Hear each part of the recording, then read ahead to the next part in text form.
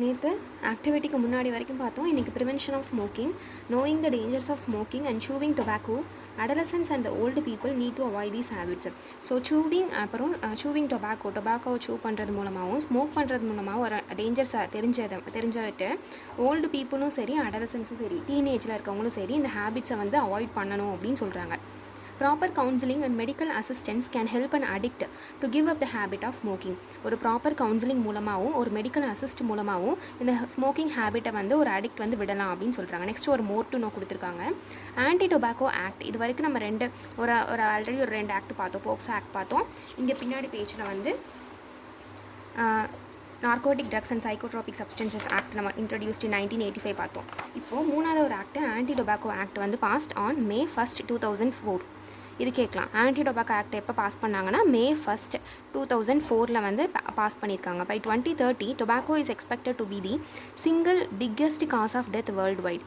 2030 பொறுத்த வரைக்கும் டொபாக்கோவால் தான் நிறையா டெத்து வந்து நடத்திருக்கு அப்படின்னு சொல்கிறாங்க. எவ்வளோ டெத்ஸ்னால் 10 million deaths per year.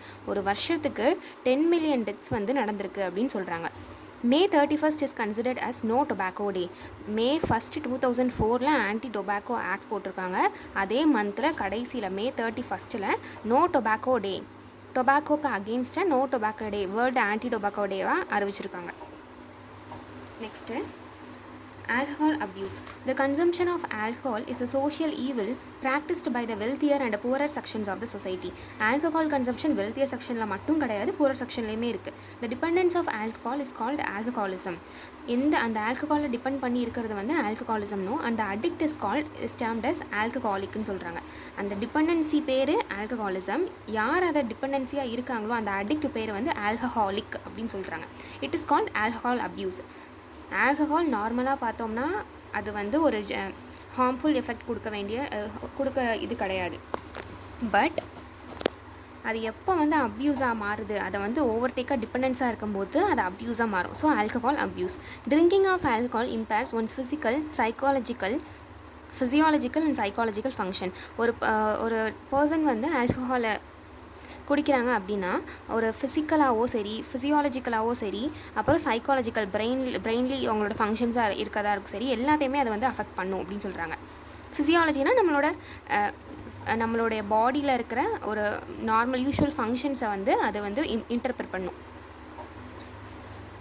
Next ஒரு ஆக்டிவிட்டிக்கு அடுத்து harmful effects of alcohol to health. Alcohol நம்ம ஹெல்த்துக்கு என்னென்ன ஹார்ம்ஃபுல் எஃபெக்ட்ஸ்லாம் கொடுக்கும் அப்படின்னு சொல்லியிருக்காங்க.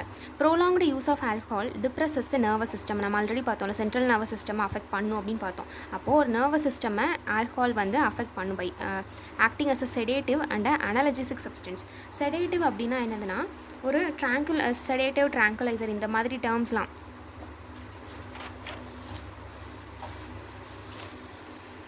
செடேட்டிவ் ட்ராங்குலைசர் இதெல்லாம் கெமிஸ்ட்ரி டைமில் படிப்பீங்க. இந்த மாதிரி டேர்ம்ஸ்லாம் வந்து எப்படின்னா அது ஸ்லீப்பிங்கை காஸ் பண்ணும், மயக்கிறதுன்னு சொல்லுவாங்க. மயக்கம் அடைவிக்கக்கூடிய ஒரு சப்ஸ்டன்ஸ் தான் இந்த 2 விஷயமும். ஸ்லீப்பிங்கை காஸ் பண்ணும். அப்போ வந்து ஸ்லீப்பிங் காஸ் பண்ணிச்சுனாலே அது எப்படி ஸ்ட்ரெஸ்ஸை வந்து ரெடியூஸ் பண்ணுற மாதிரி ஒரு இதை வந்து நம்மளுக்கு காமிக்கும். அதனால தான் வந்து ஆல்கஹாலை வந்து அடிக்கடி எடுத்துக்க ஆரம்பிப்பாங்க. ஸோ ஒரு செடேட்டிவ் அண்ட் அனலஜிசிக் சப்ஸ்டன்ஸ். இன்னொரு டேர்ம் இங்கே கொடுத்துருக்காங்க, அனால்ஜெசிக். இது வந்து ஆக்சுவலாக வந்து இது எப்படி எடுக்காங்கன்னா ஃபீவருக்கு எடுத்துப்பாங்க. நிறையா மெடிசன் டேர்ம்ஸ்லாம் அனலஜிசிக்காக இருக்குது அப்படின்னா ஃபீவருக்கு வந்து எடுத்துக்கிற டைம், அது வந்து நம்மளோட பாடி டெம்பரேச்சரை வந்து ரெடியூஸ் பண்ணுறதுக்காக எடுத்துப்பாங்க.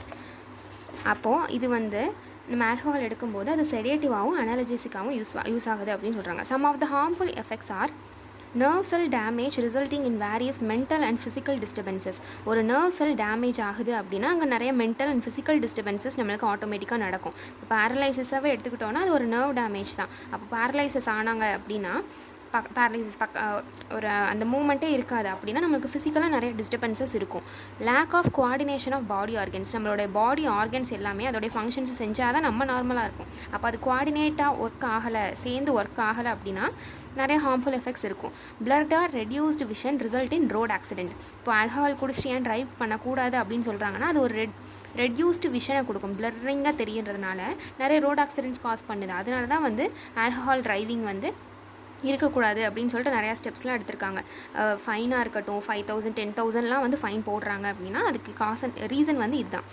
Dilation of blood vessel which may affect the functioning of the heart.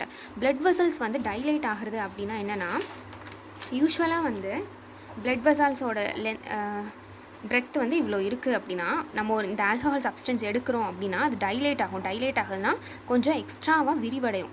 So விரிவடையுது. அப்போது விரிவடையும் போது என்ன ஆகும் அப்படின்னா, which may affect the functioning of heart. நிறைய பிளட்டு வந்து நிறைய பாஸ் ஆகும். அப்போ ப்ரெஷர் வந்து அங்கே இன்க்ரீஸ் ஆகும். நிறையா ஒரு குவான்டிட்டி ஆஃப் அமௌண்ட்டை தான் நம்ம ஹார்ட் வந்து கேரி பண்ண முடியும் அப்படின்னா, அப்போது எக்ஸ்ட்ராவாக நிறையா பிளட்ஸ் உள்ளே போகுதுன்னா நிறைய ப்ரெஷர் வந்து வரும். அதனால நிறைய வைட்டல் ஆர்கன்ஸ் வந்து டேமேஜ் ஆகிறதுக்கு சான்ஸ் இருக்குது.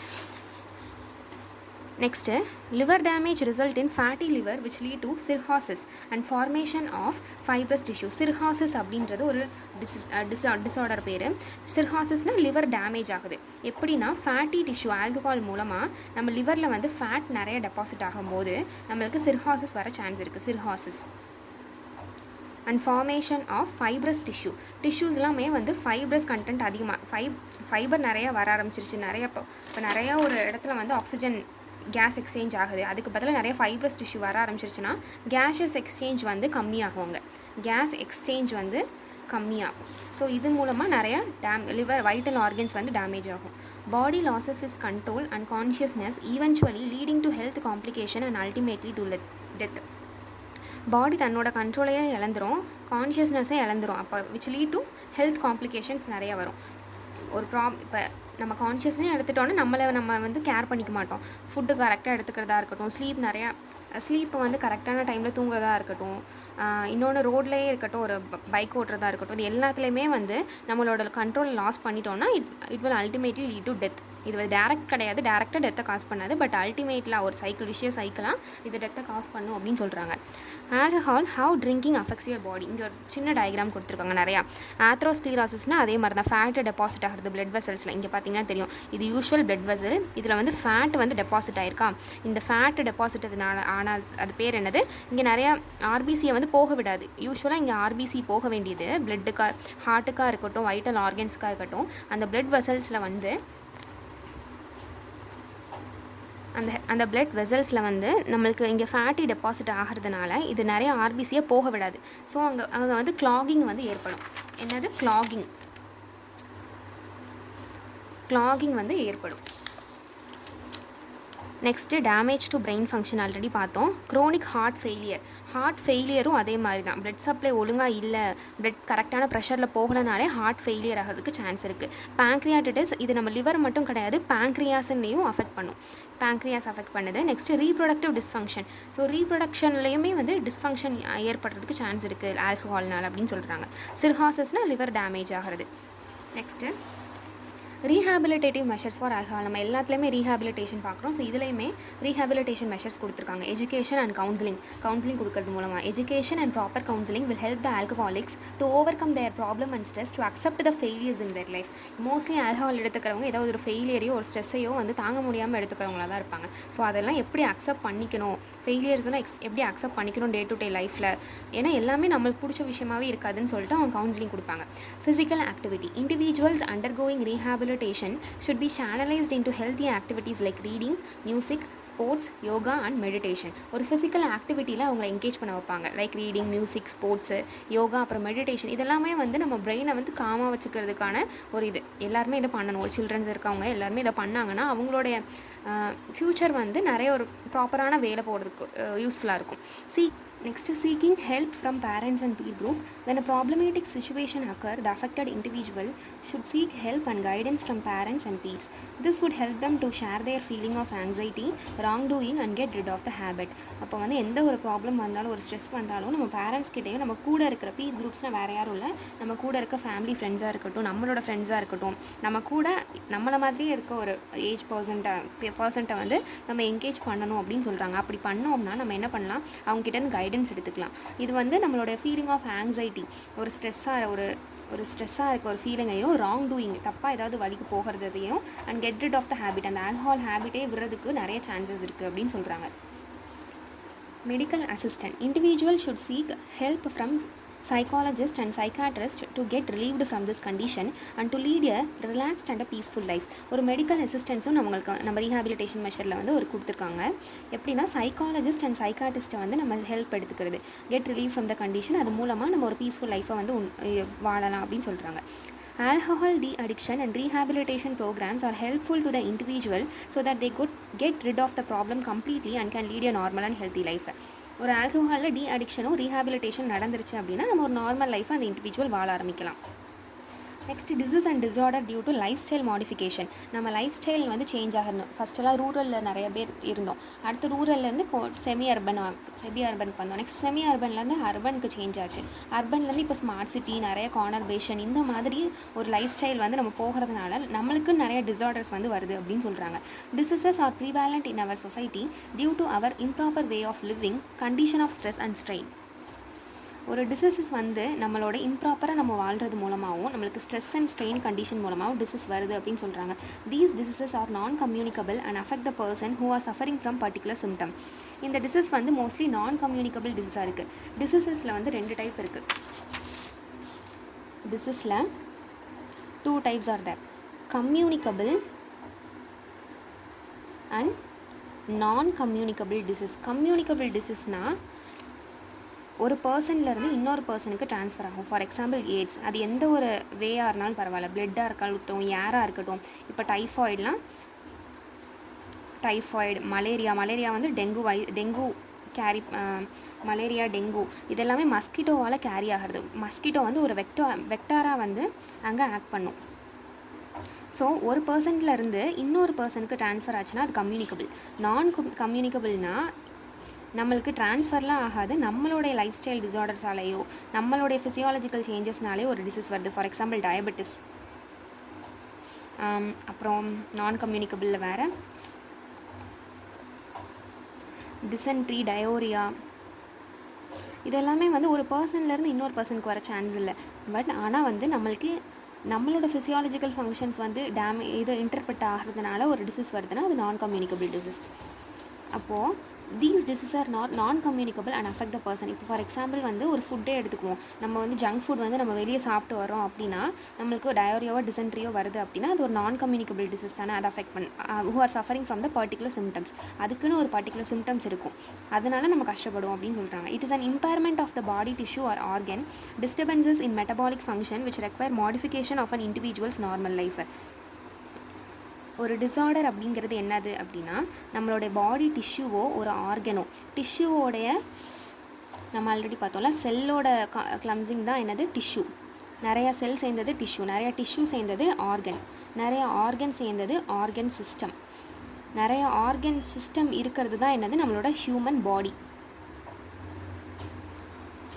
அப்போது அது வந்து ஒரு பாடி டிஷ்யூயும் ஒரு ஆர்கனையும் இம்பேர்னால் அது என்னது அதோடைய நார்மல் ஃபங்க்ஷன்லேருந்து அதை விலக செஞ்சு disturbances in metabolic function. Metabolism அப்படின்றது நம்மளுடைய நார்மல் ஃபிசியாலஜிக்கல் ஃபங்க்ஷனை வந்து டிஸ்டர்பன்ஸ் பண்ணி which require modification of an individuals normal life. நம்ம நார்மல் லைஃபையே வந்து அல்டர் பண்ணி விட்டுரும் அப்படின்னு சொல்கிறாங்க. இந்த disorders due to lifestyle modification. For example நம்ம ஆல்ரெடி பார்த்தோம் டயபெட்டிஸ் மெலிட்டஸ் ஒரு லைஃப் ஸ்டைல் மாடிஃபிகேஷனால் வர ஒரு டிஸார்டர், ஒரு non communicable disease. It is a chronic metabolic disorder. Metabolism அப்படின்றது வேறு ஒன்றும் இல்லை, ஆனபாலிசமும் கேட்டபாலிசமும் சேர்ந்தது. கேட்டபாலிசம் அப்படின்னா என்னென்னா ஒரு ஃபுட் பார்ட்டிக்கல் இருக்குதுன்னு வச்சுக்கோம். இப்போது எக்ஸாம்பிளுக்கு வந்து ஒரு நூடுல்ஸே எடுத்திருக்கோன்னா அது வந்து எப்படி சேஞ்ச் ஆகணும், நம்ம பாடி நூடுல்ஸை எடுத்துக்கும், பட் அட் தட் ஸ்டொமக்லையும் ஸ்மால் இன்டெஸ்டைன்லேயும் அது வந்து ப்ராடக்ட்ஸாக கன்வெர்ட் ஆகும், ப்ரோட்டீனாகவும் அமினோ ஆசிட்ஸாகவும் கார்போஹைட்ரேட்ஸாகவும் கன்வெர்ட் ஆகும். அப்போது இந்த ஒரு பெரிய ப்ராடக்ட் வந்து மல்டிபிள் ப்ராடக்ட்ஸாக கன்வெர்ட் ஆகிறது தான் என்னது கேட்டபாலிசம். கேட்டபாலிசம் அப்படின்னா பிரேக் டவுன்னு அர்த்தம். ஆனபாலிசம்னா அதோட opposite anabolism. Catabolism break down ஆகுதுன்னா ஆனபாலிசம் வந்து அதை சேர்க்கும், கோஆர்டினேட் பண்ணும். ஒரு நிறையா ஸ்மால் ப்ராடக்ட்ஸ்லாம் சேர்ந்து ஒரு பெரிய ப்ராடக்டை உண்டாக்குறது வந்து ஆனபாலிசம். இது ரெண்டும் சேர்ந்து தான் மெட்டபாலிசம். இது ரெண்டும் கரெக்டாக இருந்தால் மட்டும்தான் நம்ம பாடி நார்மல் ஃபங்க்ஷனிங்கை வந்து அட்டைன் பண்ண முடியும். ஸோ அந்த மெட்டபாலிசம் வந்து இதுதான். ஸோ டயபெட்டிஸ் மெலிட்டஸ்ன்றது ஒரு க்ரோனிக் மெட்டபாலிக் டிஸார்டர். நம்மளோட ஏதோ ஒரு ப்ராடக்ட் இருக்குது, அது வந்து கரெக்டாக கேட்டபாலிசமும் மெட்டபாலிசமும் நடக்காமல் இருக்கிறது தான், அதனால தான் இந்த டயபெட்டிஸ் மெலிட்டஸ் வருது. அது என்னன்னு பின்னாடி பார்க்கலாம். க்ரீக்கில் டயபெட்டிஸ் ரன்னிங் த்ரோ, மெலிட்டஸ்னால் ஸ்வீட். க்ரீக்கில் டயபெட்டிஸ் அப்படின்னா இந்த பேருக்கு வந்து எப்படி வந்திருக்குன்னா, டயபெட்டிஸ்னால் ரன்னிங்னு அர்த்தம், மெலிட்டஸ்னால் ஸ்வீட்டு. ஸ்வீட்டுன்னு இங்கே எதை மென்ஷன் பண்ணுறாங்கன்னா, இங்கே ஒரு ப்ராடக்ட் வந்து இன்வால்வ் ஆகும். ஃபார் எக்ஸாம்பிள் இன்சுலின்ற ப்ராடக்ட் இங்கே இன்வால்வ் ஆகிறதுனால அதை ஸ்வீட்டுன்னு சொல்கிறாங்க. It is characterized by increased blood glucose level. Diabetes மெலிட்டஸ்னால் அதோட கண்டிஷன் எப்படி இருக்குன்னா, நம்மளோட பிளட்டில் குளுக்கோஸ்ன்றது ஒரு சுகர். ஃபார் எக்ஸாம்பிள் குளுக்கோஸ்ன்றது ஒரு சுகர் காம்பவுண்ட். நம்ம ஏன் அந்த க்ரீக்கில் வந்து அதுக்கு ஏன் சுகர் ஸ்வீட்டுன்னு வச்சுருக்காங்கன்னு சொல்கிறேன். இந்த குளுக்கோஸ் லெவல் நம்ம பிளட்டில் வந்து இன்க்ரீஸ் ஆகுது அப்படின்னா நம்மளுக்கு டயபெட்டிஸ் மெலிட்டஸ் வரும். Due to insufficient, deficient or failure of insulin secretion. Insulin வந்து நம்மளுக்கு செக்ரீட் ஆகலை அப்படின்னா இந்த பிளட் குளுக்கோஸ் லெவல் நம்ம பாடியில் வந்து இன்க்ரீஸ் ஆகும். இந்த இன்சுலினோட வேலை என்ன அப்படின்னா, நம்ம பிளட்டில் இருக்க குளுக்கோஸை அப்சர்வ் பண்ணி அதை வந்து ஸ்டோர் பண்ணி வைக்கிறது தான் இந்த இன்சுலினோட வேலை. ஒரு வேளை அந்த இன்சுலினே வந்து சுரக்கலை அப்படின்னா நம்ம பிளட்லேயே அந்த குளுக்கோஸ் லெவல் இருக்கும். ஸோ அந்த பிளட்லேயே குளுக்கோஸ் லெவல் அதிகமாச்சு அப்படின்னா நம்மளுக்கு டயபெட்டிஸ் மெலிட்டஸ் கண்டிஷன் வரும். This is the most common pancreatic endocrine disorder. இது வந்து ஒரு பேங்க்ரியாஸ், ஏன்னா பேங்க்ரியாஸ் தான் வந்து என்னதுன்னா இன்சுலினை வந்து செக்ரீட் பண்ணும். அப்போ இன்சுலின் அங்கே இல்லைனா தான் நம்மளுக்கு பிரச்சனை. இன்சுலின் இல்லைனா பிளட்டில் இருக்க குளுக்கோஸ் லெவலை யாரும் அப்சர்வ் பண்ண மாட்டாங்க, அதனால் பிளட்டில் இருக்க குளுக்கோஸ் லெவல் இன்க்ரீஸ் ஆயிரும். அப்போ டயபெட்டிஸ் மெலிட்டஸ் கண்டிஷன் நம்மளுக்கு வந்துடும். The incidence of type 1 and type 2 diabetes is increase worldwide. பெரிய கிளாஸ்லாம் போகும்போது 11th 12th போகும்போது டைப் 1 டைப் 2 டயபெட்டிஸை பற்றி படிப்பீங்க. டயபெட்டிஸில் ரெண்டு டைப்ஸ் இருக்குது, டைப் 1 அண்ட் டைப் 2. இங்கே கொடுத்துருக்காங்களா, டைப் 1 இன்சுலின் டிபெண்டன்ட் டயபெட்டிஸ், IDDMனு சொல்கிறாங்க. IDDMனா insulin dependent diabetes mellitus. It accounts for 10 to 20% of the known diabetics. அப்போ வந்து இன்டெரக்டாக என்ன சொல்ல வராங்கன்னா, டைப் 2 டயபெட்டிஸ் தான் அதிகமாக இருக்குது. இந்த டைப் 1 வந்து 10 to 20% தான் கேசஸில் தான் இந்த டைப் வந்து நம்ம பார்க்க முடியும் அப்படின்னு சொல்கிறாங்க. The condition also occurs in children, juvenile onset diabetes and young adult. The onset is usually sudden and can be life threatening இருக்கும். இந்த கண்டிஷன் வந்து சில்ட்ரன்லேயும் யங் அடல்ட்ஸ்லேயும் இருக்கிறதா சொல்கிறாங்க. சில்ட்ரனில் இருந்தால் அது பேர் வந்து ஜுவினைல்னாலே ஒரு சின்ன ஒரு குழந்தை, இன்ஃபேண்ட் கண்டிஷனுக்கு அடுத்து ஜுவினைல் ஆன்செட் டயபெட்டிஸ்னும் யங் அடல்ட்ஸ்லேயும் அது வந்து இருக்கும் அப்படின்னு சொல்கிறாங்க. The onset is usually sudden and can be life threatening. லைஃபை நம்மளுக்கு டிசார்டர் காஸ் பண்ணி நம்ம லைஃபே டெத்து கொண்டு போகக்கூடியது அப்படின்னு சொல்கிறாங்க. This is caused by the destruction of beta cells of pancreas. நம்ம பேங்க்ரியாஸ் இன்சுலின் செக்ரீட் பண்ணணும்னு பார்த்தோம். அப்போது அந்த பேங்க்ரியாஸில் இருக்க எந்த ஒரு விஷயம் வந்து இந்த பீட்டா இன்சுலினை ப்ரொடியூஸ் பண்ணுன்னா, இதில் நிறைய செல் இருக்கும். ஆல்ஃபா செல்ஸ் இருக்கும், பீட்டா செல்ஸ் இருக்கும், அப்புறம் ஐலட்ஸ் ஆஃப் லாங்கர்ஹான்ஸ் இருக்கும். நீங்கள் படிச்சிருப்பீங்க ஐலட்ஸ் ஆஃப் லாங்கர்ஹான்ஸ். இந்த 3 செல்ஸ் இருக்கும். ஆல்ஃபா செல்ஸ் வந்து ஆல்புமின் அப்படின்ற ஒரு ப்ராடக்ட்டை வந்து செக்ரீட் பண்ணும். பீட்டா செல்ஸ் வந்து இன்சுலின் அப்படின்ற ஒரு ப்ராடக்ட்டை செக்ரீட் பண்ணும். இந்த ஆல்புமின் வந்து நம்ம பிளட் கிளாட்டிங்கில் பார்ப்போம். பிளட்டு வந்து இப்போ ஒரு ரத்தம் வந்துருச்சுன்னா அது உரையுது இல்லையா, அப்போ வந்து அந்த ஆல்புமின் அப்படின்ற ஃபேக்டர் வரும். நம்மளோட ஆஸ்மாட்டிக் பேலன்ஸுக்கு இந்த ஆல்புமின் வந்து யூஸ் ஆகும். இன்சுலின் அப்படின்ற ப்ராடக்ட் வந்து எதுக்கு அப்படின்னா, நம்ம பார்த்தோம்ல பிளட் குளுக்கோஸ் லெவலை மெயின்டைன் பண்ணுறதுக்காக இந்த இன்சுலின் அப்படின்ற ஒரு காம்பவுண்ட் வந்து யூஸ் ஆகும்.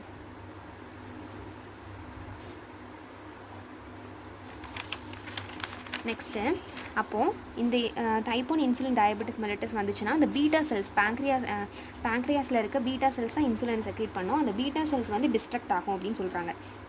It is characterized by abnormally elevated blood glucose level. நம்ம ஆல்ரெடி பார்த்தோம் இல்லையா, அந்த பீட்டா செல்ஸ் தான் இன்சுலின் செக்ரீட் பண்ணும். இன்சுலின் தான் வந்து பிளட்டில் இருக்க குளுக்கோஸை அப்சர்வ் பண்ணும். இந்த பீட்டா செல்ஸே இல்லை அப்படின்னா பிளட்டில் வந்து நிறைய குளுக்கோஸ் லெவல் வந்துடும். அந்த கண்டிஷன் பேர் தான் என்னதுன்னா hyper glycaemia, resulting from இன்அடிக்குவேட் insulin secretion. அதனால் இன்சுலின் வந்து செக்ரீட் ஆகாது. காசஸ் வந்து ஜெனட்டிக், இது எந்தெந்தனால நடக்குது அப்படின்னா ஜெனட்டிக் இன்ஹெரிட்டன்ஸாக ஒன்று இருக்கலாம். டயபெட்டிஸ் மெலிட்டஸ் வந்து நம்ம ஒரு பர்சனுக்கு டைரக்ட் காண்டாக்ட் மூலமாகவோ இன்டைரக்ட் காண்டாக்ட் மூலமாகவோ வந்துச்சுன்னா அது வந்து கம்யூனிகபிள் டிசீஸ் சொன்னால். பட் ஆனால் அதுக்கு ஒரு எக்ஸம்ஷன் இருக்குது. ஜீன் வைஸாக வந்துச்சுன்னா நம்மளுடைய ஒரு ஆன்சிஸ்டர்லேருந்து இன்னொரு ஆன்சிஸ்டர் மூலமாக நம்மளுக்கு வந்து கேரி ஆகுது அப்படின்னா அது வந்து கம்யூனிகபிளில் வராது. ஜெனட்டிக் இன்ஹெரிட்டன்ஸ் வந்து நான் கம்யூனிகபிள் டிசீஸில் தான் வரும். நான் கம்யூனிகபிள், இப்போ ஒரு அம்மாவுக்கு வந்து ஒரு எய்ட்ஸ் பேஷண்ட் இருக்காங்க அப்படின்னா, உங்களுக்கு ப்ரெக்னென்சியாக இருக்கும்போது ஒரு அம்மாவுக்கு எய்ட்ஸ் இருக்குது, அந்த குழந்தைக்கு வந்து எய்ட்ஸ் வருது அப்படின்னா அது வந்து வர்றது வந்து எய்ட்ஸில் வந்து அந்த குழந்தைக்கு ட்ரான்ஸ்ஃபர் ஆகிறது வந்து கம்யூனிகபிள், ஏன்னா டைரக்ட் பிளட் ட்ரான்ஸ்ஃபர் மூலமாக வருது. பட் இப்போ ஒரு ஆன்சிஸ்டர் இருக்காங்க, அவங்கக்கிட்ட நிறைய ஒரு பிளட்டில் வந்து இருக்க ஒரு ஜீன் வந்து ஒரு ஜென்ரேஷன் தாண்டி இன்னொரு ஜென்ரேஷனுக்கு வருது. இப்போது நம்மளோட தாத்தாக்கு இருக்கிறது வந்து நம்ம அம்மா கிட்ட கேரி ஆகி நம்மளுக்கு வருது அப்படின்னா அது வந்து ஒரு நான் கம்யூனிகபிள் ஜெனட்டிக் இன்ஹெரிட்டன்ஸ் அப்படின்னு சொல்கிறாங்க. இது வந்து ஜெனட்டிக் இன்ஹெரிட்டன்ஸ் மூலமாக டயபெட்டிஸ் வரும். அண்ட் என்விரான்மெண்டல் ஃபேக்டர்ஸுமே, infection due to virus, acute stress are the cause of this condition. Virus fever வரதுனாலையும் இன்னொன்று அக்யூட் ஸ்ட்ரெஸ் இருக்கிறதுனாலையும் இந்த கண்டிஷன் வரும் டயபெட்டிஸ் வந்து. ஏன்னா நம்ம வந்து நம்ம 2 ஹார்மோன்ஸ் படிச்சிருப்போம், ஃபைட் அண்ட் ஃப்ளைட் ஹார்மோன் அப்படின்னு படிச்சிருப்போம். அட்ரெனலின், நார் அட்ரெனலின். இப்போ நம்ம ஸ்ட்ரெஸ் ஆகிறோம் அப்படின்னா நம்ம நிறையா பயப்படுவோம். பயப்பட்டோம்னா இந்த அட்ரெனலும் நார் அட்ரெனலுமே வந்து சுரக்க ஆரம்பிக்கும். அப்படி சுரந்துச்சுன்னா நம்மளுடைய பிளட்டில் இந்த குளுக்கோஸ் லெவலை வந்து இன்க்ரீஸ் பண்ணி விட்டுரும். இன்க்ரீஸ் பண்ணிச்சு அப்படின்னா ஆல்ரெடி நம்மளுக்கு இன்சுலின் வந்து செக்ரீட் ஆகலை, இந்த குளுக்கோஸும் சுரந்துருச்சுன்னா நம்மளுக்கு வந்து பிளட் குளுக்கோஸ் லெவல் அதிகமாக இருக்கும்போது டயபெட்டிஸ் மெலிட்டஸ் கண்டிஷன் வரும். அதனால தான் இந்த அக்யூட் ஸ்ட்ரெஸ் வந்து இன்டெரக்டாக காஸ் பண்ணுது. ஸ்ட்ரெஸ் மூலமாக அட்ரெனலும் நார் அட்ரெனலும் இந்த மாதிரி ஹார்மோன்ஸ் சுரக்கிறதுனால இது அகெயின் இன்டர்ன் வந்து என்ன பண்ணணும்னா பிளட்டில் இருக்க குளுக்கோஸ் லெவலை இன்க்ரீஸ் பண்ணி விட்டுரும். ஸோ இதுவும் ஒரு காசாக இருக்குது அப்படின்னு சொல்கிறாங்க. டயபெட்டிஸ் மெலிட்டஸ் டைப் 1 10% கொடுத்துருக்காங்க. டைப் 2 தான் அதிகமாக இருக்குது. இது முடிச்சுட்டு பார்க்கலாம். டைப் 2 நான் insulin depend diabetes mellitus, NIDDM, நான் இன்சுலின் டிபெண்ட் டயபெட்டிஸ் மெலிட்டஸ். இதை வந்து அடல்ட் ஆன்செட் டயபெட்டிஸ்னு சொல்லுவாங்க. இது வந்து அடல்ட்ஸ்க்கு மட்டும்தான் வருது அப்படின்னு சொல்கிறாங்க. 80 to 90% ஆஃப் டயபெட்டிக் பாப்புலேஷன் வந்து இந்த கேசஸ் கீழே தான் வராங்க. இவங்களுக்கு வந்து 80 to 90% டைப் 2 டயபெட்டிஸ் தான் வருது அப்படின்னு சொல்கிறாங்க. It develops slowly, usually milder and more stable. இது வந்து சடனாக இருக்காது, ரொம்பவே ஸ்லோவாக தான் நம்மளுக்கு வந்து அந்த டிஸார்டர் வந்து வரும். யூஸ்வலி மைல்டராகவும் மோர் ஸ்டேபிளாகவும் இருக்கும். வந்தாலுமே அது வந்து ஸ்டேபிள் அப்படின்னா அது வந்து நிறைய ஃப்ளக்சுவேஷன்ஸ் இருக்காது, அப்படியே ஸ்டேபிளாக அந்த கொஞ்சம் கொஞ்சமாக பிளட் குளுக்கோஸ் லெவல் இன்க்ரீஸ் ஆகி அது அப்படியே இருக்கும். Insulin produced by the pancreas is normal but its action is impaired. Insulin வந்து பேங்க்ரியாஸ் வந்து இன்சுலினை கரெக்டாக தான் ப்ரொடியூஸ் பண்ணும், ஆனால் அந்த இன்சுலினோட ஆக்ஷன் வந்து இம்பேர்னா அதோடைய அல்டர் ஆச்சு அப்படின்னா அங்கே வந்து இன்சுலினே சுரக்கலை. இங்கே வந்து பேங்க்ரியாஸ் நார்மலாக இன்சுலின் ப்ரொடியூஸ் பண்ணாலுமே அந்த இன்சுலினோட ஆக்ஷன் வந்து இம்பேர் ஆகுது, தடைப்படுது அப்படின்னா இந்த கண்டிஷன் வரும். இந்த கேசஸ் வந்து ரிசல்ட் ஆகும். The target cell do not respond to insulin. நம்ம டார்கெட் செல்ஸில் வந்து இன்சுலினுக்கு ரெஸ்பாண்டே பண்ணாது. இப்போ ஒரு செல்லில் வந்து ஒரு இன்சுலின் வந்து போய் இருக்கும்போது அந்த செல் வந்து இது இன்சுலின் அதை ரெக்கக்னைஸ் பண்ணி அதோட ஃபங்க்ஷனை வந்து பண்ண விட்டால் தான் அந்த ப்ராடக்ட் வந்து குளுக்கோஸ் வந்து அப்சர்வ் ஆகும். ஒரு வேளை அந்த டார்கெட் செல்ஸ் வந்து இன்சுலினை வந்து ரெஸ்பாண்டே பண்ணலை அப்படின்னா இப்படி இந்த கண்டிஷனும் இருக்கும். It does not allow the movement of glucose into cells. Insulin வந்து பிளட்டில் இருந்து நிறையா செல்ஸுக்கு கேரி பண்ணி கொண்டுட்டு அப்சர்வ் பண்ண வைக்கிறது இந்த இன்சுலினோட வேலை. இங்கே இன்சுலின் நிறையா சுரந்தாலுமே கூட இந்த செல்ஸ் வந்து அப்சர்வ் பண்ணிக்கலை அப்படின்னாலும் பிரச்சனை. பிளட் குளுக்கோஸ் வந்து பிளட்லேயே தான் இருக்கும், டயபெட்டிஸ் காஸ் ஆகும் அப்படின்னு சொல்கிறாங்க. இதோடைய காசஸ் என்னென்னா மல்டிஃபேக்டோரியல். இது வந்து மல்டிஃபேக்டோரியல், நிறைய காசஸ்னால இது வரும்னு சொல்கிறாங்க. விச் இன்க்ளூட் இன்க்ரீசிங் ஏஜ் கூட affecting the middle age and older people. யூஸ்வலாக வந்து மிடில் ஏஜும் ஓல்டர் பீப்புள் தான் இதில் அஃபெக்ட் ஆகிறாங்க அப்படின்னு சொல்கிறாங்க. ஒபிசிட்டி கண்டிஷன், நிறைய சாப்பிட்றதுனால நிறைய சுகர் கண்டென்ட் வந்து நம்ம பாடியில் வருது. ஸோ ஒபிசிட்டி மூலமாகவும் செடன்ட்ரி லைஃப் ஸ்டைல் இதை ஒர்க் பண்ணால் தான் அந்த குளுக்கோஸ் வந்து கன்வெர்ட் ஆகும். குளுக்கோஸ் வந்து அப்சர்வ் ஆகிறதா இருக்கட்டும், அந்த லாக்டோஸாக கன்வெர்ட் ஆகிறதா இருக்கட்டும், எல்லாமே வந்து நம்ம ஒர்க் பண்ணால் மட்டும்தான் வரும். செடன்ட்ரியாக அப்படியே ஒரே இடத்துல இருந்துகிட்டே இருந்தோம்னா நம்மளுக்கு வந்து ஒர்க்கே பண்ணலை அப்படின்னா குளுக்கோஸ் வந்து எந்த ஒரு கன்வர்ஷனுமே நடக்காது. ஸோ ஓவர் ஈட்டிங், நிறையா சுகர் எடுத்துக்கிறது மூலமாக அண்ட் ஃபிசிக்கலி இன்ஆக்டிவ், அதே மாதிரி தான் எந்த வேலையும் செய்யாமல் இருந்தால் நம்மளுக்கு பிளட் குளுக்கோஸ் லெவல் அதிகமாக இருக்கும், டயபெட்டிஸ் மெலிட்டஸ் வரதுக்கு சான்ஸ் இருக்குது அப்படின்னு சொல்கிறாங்க. மோர் டு நோல ஒரு கொடுத்துருக்காங்க. 1 in every 8 individuals in India is diabetic. 8ல் ஒரு இண்டிவிஜுவல் வந்து டயபெட்டிக்கால் அஃபெக்ட் ஆகிறாங்க அப்படின்னு சொல்லி ஒரு ஷாக்கிங் இதை கொடுத்துருக்காங்க. த ரிவைஸ்டு இதில் 8ல் ஒருத்தாங்க. The revised WHO estimates for the year 2025 is 57.2 million diabetics in India. WHO estimate வந்து ஒன்று இருக்குது. 2025 மொத்தம் வரப்போது 57.2 மில்லியன் டயபெட்டிக்ஸ் பேஷண்ட்ஸ் வந்து இருப்பாங்க அப்படின்னு சொல்கிறாங்க. The average age for the onset of diabetes is 40 years. ஒரு டயபெட்டிஸ் வரதுக்கான ஒரு ஆவரேஜ் ஏஜ் எப்படி இருப்பாங்கன்னா, இப்போது ஒரு பேஷண்ட்டுக்கு வந்து 20 இயர்ஸில் வருது, ஒரு பேஷண்ட்டுக்கு 40 இயர்ஸில் வருது, ஒரு பேஷண்ட்டுக்கு 60 இயர்ஸில் வருது. இந்த 3 பேரோட ஆவரேஜ் எப்படி, நம்மளுக்கு வந்து ஆவரேஜாக இத்தனை பேருக்கு வந்து இத்தனை இயர்ஸில் இருந்தால் வந்து டயபெட்டிஸ் வருது எப்படின்னு கண்டுபிடிப்பாங்க. ஆவரேஜ் எடுப்பாங்க. இந்த நாளோட டோட்டல் எடுத்து மொத்தம் 3 பேருக்கு நம்ம செலக்ட் பண்ணியிருக்கோமோ அந்த 3 பேரால் டிவைட் பண்ணணும், 3ஆல் டிவைட் பண்ணணும். இதுதான் ஆவரேஜ் கண்டுபிடிக்கிறதுக்கான ஒரு இது. டோட்டல் வேல்யூவை ப்ளஸ் பண்ணி டிவைடட் பை எத்தனை மெம்பர்ஸ் இருக்காங்களோ அவங்களால டிவைட் பண்ணுறது தான் ஆவரேஜ். அப்போது இந்த கண்டிஷனில் ஆவரேஜ் எவ்வளவு, 120 டிவைடட் பை 40 தான் இங்கே ஆக்சுவலாக நம்மளுக்கு மீன் ஏஜ். இந்த 40 ஏஜில் இருக்கவங்களுக்கு டயபெட்டிஸ் வருது அப்படின்னு சொல்லி நம்ம கண்டுபிடிச்சிருக்கோம். அப்போ இங்கே வந்து என்ன கொடுத்துருக்காங்கன்னா, ஹூ எஸ்டிமேட் படி ஆவரேஜ் ஏஜ் ஒரு டயபெட்டிஸ்க்கு வரது வந்து 40 இயர்ஸாக இருக்குது. While it is 55 years in other country. நம்ம கண்ட்ரியில் 40 இயர்ஸில் இருக்கவங்களுக்கு ஆவரேஜ் ஏஜில் வருது. மற்ற கண்ட்ரீஸ்லலாம் பார்க்கும்போது 55 இயர்ஸில் இருக்கவங்களுக்கு இந்த டயபெட்டிஸ் வருது அப்படின்னு சொல்கிறாங்க. World Health Organization projects the diabetes will be the 7th leading cause of death by the year 2030. WHO வந்து நிறைய ரிப்போர்ட்ஸ் வந்து நம்மளுக்கு பப்ளிஷ் பண்ணிக்கிட்டே இருக்கும். அப்போ அந்த ரிப்போர்ட்டில் 2030 இந்த டெத்து நம்மளுக்கு வர டெத்தில் இது வந்து 7th காசஸாக இருக்கும். நிறைய ஆக்சிடென்ட்ஸ் வந்து ஒரு காசு, அப்புறம் வந்து ஆல்கஹாலிசம், இந்த மாதிரிலாம் நிறைய காசஸ் இருக்கும். இந்த காசஸில் 7th லீடிங் காசாக வந்து இது இருக்கும் பை இயர் 2030 வந்து அப்படின்னு சொல்கிறாங்க WHO. Next symptoms.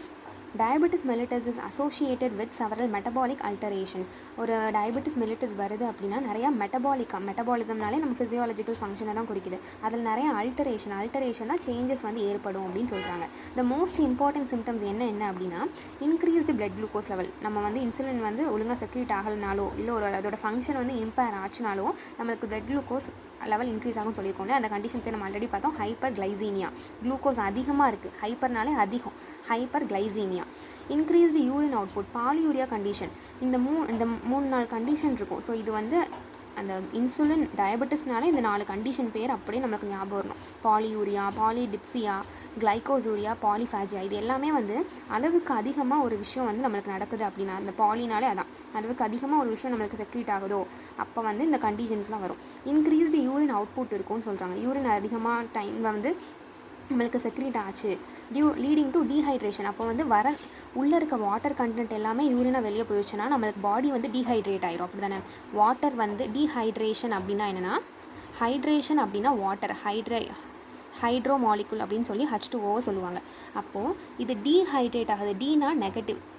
இந்த வாட்டர் மாலிகுல்ஸ் எல்லாம் நம்ம பாடியை விட்டு மூவ் ஆகிறதுனால நம்ம பாடியில் எந்த வாட்டருமே இருக்காது. அப்போது இந்த கண்டிஷன் பேர் பாலியூரியா.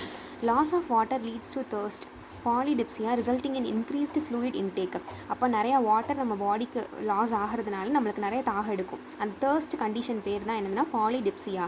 இது மூலமாக நம்ம என்ன பண்ணுவோம், நிறைய ஃப்ளூயிட் எடுத்துக்க ஆரம்பிப்போம். அந்த எடுத்துக்கிறதுமே வந்து நம்மளுக்கு எப்படின்னா இன்க்ரீஸ்டு யூரின் அவுட்புட் மூலமாக வெளியே போயிடும். அப்போ எக்ஸசிவ் குளுக்கோஸ் எக்ஸ்க்ரீட்டட் இன் யூரின். வாட்டர் வந்து வாட்டரோட மட்டுமே போகாது, இருக்கிற குளுக்கோஸையும் சேர்த்து எடுத்துகிட்டு போயிடும். ஆக்சுவலாக அந்த குளுக்கோஸ் வந்து நம்ம செல்ஸில் வந்து அப்சர்வ் ஆக வேண்டியதான, அப்சர்விங் இல்லாததுனால அது என்ன ஆகும் அப்படின்னா யூரினோடைய போகிற வாட்டர்லோடைய குளுக்கோஸுமே வெளியே போயிடும். அப்போ நிறைய குளுக்கோஸ் லாஸ் ஆகுது இல்லையா, அந்த கண்டிஷன் பேர் கிளைகோசூரியா. குளுக்கோஸ் வந்து வெளியே போகிறது கண்டிஷன் பேர் glycosuria. Excessive hunger, polyphagia due to loss of glucose in urine. அப்போ குளுக்கோஸில் யூரினில் எல்லா குளுக்கோஸும் போயிடுறதுனால நமக்கு எக்ஸசிவ் ஹங்கர் இருக்குன்னு சொல்கிறாங்க. ஏன்னா குளுக்கோஸ் நம்ம எந்த ப்ராடக்ட் சாப்பிட்டாலும் சரி, எந்த ஒரு ஃபுட்டு எடுத்துக்கிட்டாலுமே சரி, கடைசியாக அது குளுக்கோஸாக தான் போய் கன்வெர்ட் ஆகும். அந்த குளுக்கோஸே நம்ம பாடியில் இல்லைன்றப்போ நம்மளுக்கு நிறைய பசிக்க ஆரம்பிச்சிடும். ஸோ பாலிஃபேகியா அந்த கண்டிஷன் பேர். ஃபட்டிக் அண்ட் லாஸ் ஆஃப் ஃபேட். ஃபட்டிக்னா ரொம்ப பாடி டயர்டாக இருக்கும். எனர்ஜி குளுக்கோஸ் இருந்தால் தான் நம்மளுக்கு ஏடிபி கிடைக்கும். ஏடிபி தான் என்னது, ஒரு எனர்ஜி மாலிகுல். அந்த ஏடிபியே இல்லைன்னா நம்ம பாடி வந்து ரொம்பவே டயர்டாக ஃபீல் ஆகும். அண்ட் லாஸ் ஆஃப் வெயிட், எந்த ஒரு டெபாசிட்ஸுமே இருந்தால் தான் செல்ஸ் வந்து அதை அப்சர்வ் பண்ணால் தான் வந்து அதுக்கு வெயிட்டே இன்க்ரீஸ் ஆகும். நம்மளுக்கு தேவையான நார்மலான விட்டமின்ஸாக இருக்கட்டும், மினரல்ஸ் ஆகட்டும், கார்போஹைட்ரேட்டாக இருக்கட்டும், ஃபேட்டாக இருக்கட்டும், அது கிடைக்கும். அப்படி இல்லைன்னா நம்மளுக்கு பாடியில் வெயிட்டே இருக்காது. So loss of weight. So என்னென்னு பார்ப்போம். ஹைப்பர் கிளைசீமியா, குளுக்கோஸ் இன்க்ரீஸ் ஆகிறது. பாலியூரியா, நிறைய இன்க்ரீசிங் யூரின் அவுட்புட் இருக்கும். பாலிடிப்சியா, அது மூலமாக நம்ம நிறைய வாட்டர் லாஸ் ஆனதுனால தர்ஸ்ட் நிறையா இருக்கும். நெக்ஸ்ட்டு கிளைக்கோசூரியா, எக்ஸசிவ் குளுக்கோஸும் யூரினோட வெளியேறிடும். பாலிஃபேகியா அண்ட் எக்ஸசிவ் ஹங்கர் இருக்கும் அப்படின்னு சொல்கிறாங்க. According to the WHO recommendation, if the fasting blood glucose level is greater than 140 mg/deciliter or the random blood glucose is greater than 200 mg/ml on more than 2 occasion, diagnosis for confirming diabetes is essential. நம்ம எப்போ ஹூவோட recommendation என்ன சொல்கிறாங்க அப்படின்னா, ஒருவேளை நம்மளுடைய fasting blood glucose level, நம்மளுடைய சாப்பிடாமல் நம்ம இருக்க பிளட் குளுக்கோஸ் லெவல் வந்து 140 mg/deciliter, நம்ம ஒரு டெசிலிட்டர் பிளட்டில் இதுதான் பிளட்டு, ஒரு டெசிலிட்டர் பிளட்டில் 140 மில்லிகிராம் வந்து 140 மில்லிகிராமுக்கும் அதிகமாக நம்ம பிளட் குளுக்கோஸ் இருந்தது அப்படின்னா, எப்படி சாப்பிட்டா கண்டிப்பாக பிளட் குளுக்கோஸ் லெவல் இன்க்ரீஸ் ஆகும். அப்போ சாப்பிட்றதுக்கு முன்னாடி ஒரு டெசிலிட்டர் பெட்டில் 140 மில்லிகிராம் பிளட் குளுக்கோஸ் இருந்தது, அதுக்கு மேலே இருந்ததுனாலோ or the random blood glucose level is 200 mg/ml, சாப்பிடாமே நம்ம ரேண்டமாக பிளட் குளுக்கோஸ் எடுக்கும் லெவல் செக் பண்ணும்போது 200 மில்லிகிராம், ஒரு மில்லி லிட்டருக்கு 200 mg பிளட் குளுக்கோஸ் இருந்ததுனாலோ on more than 2 occasions, diagnosis for confirming சில டைமில் இன்க்ரீஸ் ஆனால் பிரச்சனை கிடையாது, ஸ்ட்ரெஸ்ஸாக இருக்கும் போது இன்க்ரீஸ் ஆனால் பிரச்சனை கிடையாது.